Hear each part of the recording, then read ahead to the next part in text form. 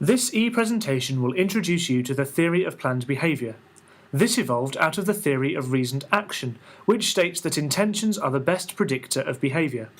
The main premise of this is that if we plan to do something, then we are more likely to do it. According to the theory of planned behaviour, intentions are the product of three different processes: behavioural attitudes, subjective norms, and perceived behavioural control. By the end of the presentation, you will hopefully understand the different predictors of intentions according to the theory of planned behaviour. We will also apply a real-life example to the theory, helping you to recognise how this might be used in a day-to-day scenario. According to the theory, the first predictor of intentions are behavioural attitudes. This relates to how a person thinks and feels about the behaviour and reflects their expectations and evaluations of the behaviour. This can be split into two different aspects: affective attitude and instrumental attitude. What do we mean by affective attitude? Well, this could be whether a person believes the behaviour to be enjoyable or unenjoyable.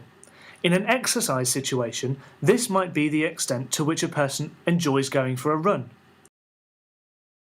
Whereas instrumental attitude refers to whether the behaviour is believed to be beneficial or harmful. These are not always clear-cut, and an individual might have a mixture of affective and instrumental attitudes. The second predictor of intentions is subjective norms, which relates to the support given or not given by family, friends, or significant others, such as a GP.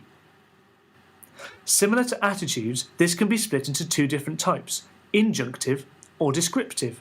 Injunctive norms refer to whether others encourage an individual to do the behaviour, and descriptive norms relate to whether others in a person's social group engage or don't engage in the same behaviour.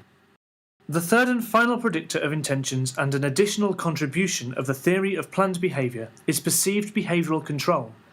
In sport and exercise psychology, control is an important variable. Within the theory of planned behaviour, the extent to which a person feels capable and has confidence in their ability to execute the desired behaviour will play a central role in their intentions and actual behavioural outcomes. This could be likened to the perception that a person has the capabilities to overcome potential barriers and challenges. Let's consider the theory as a whole.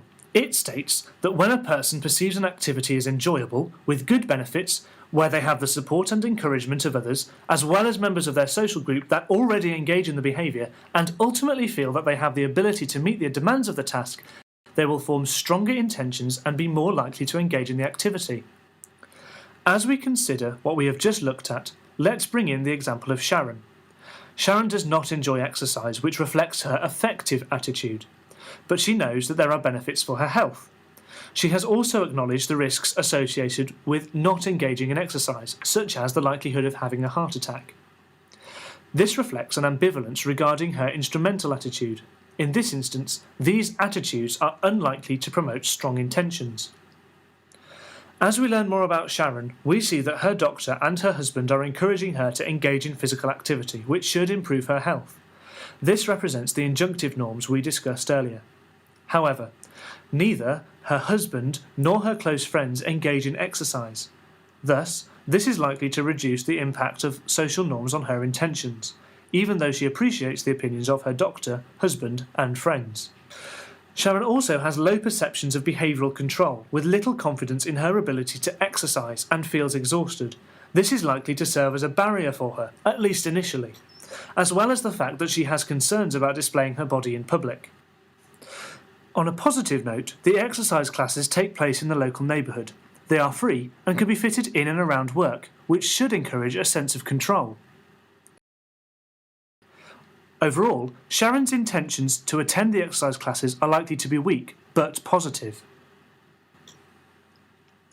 Try and develop your own scenarios and then apply the theory of planned behaviour to them. Create a fictional character and try to develop a story that would distinguish between a person who is likely to develop weak, moderate, and strong intentions to engage in an exercise class.